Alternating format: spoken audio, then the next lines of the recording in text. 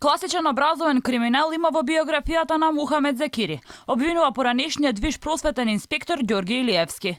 Вели, Зекири не смел да се запише на факултет за новинарство, оти завршил теолошко средно училиште во Кондово. Што е на законски овде?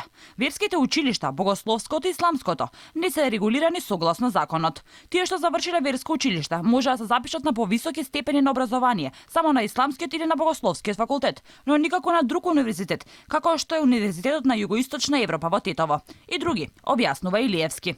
Вели и дека Зекири лажал во својата биографија за тоа како завршил високо образование на Универзитетот во Тетово. Тој вели дека дипломирал на тој универзитет секторот новинарство во насоката новинарство во 2001 година.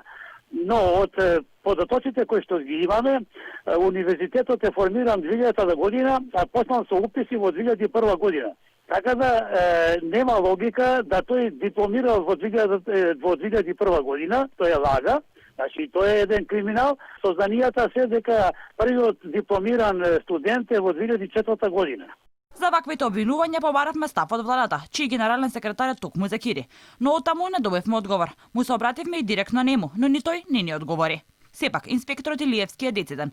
За ваквите, како што вели тој, образовни криминали, мора некој да одговара и ги повика надлежните да превземат действија. Вели, како може некој кој правил криминал да биде секретар на владата?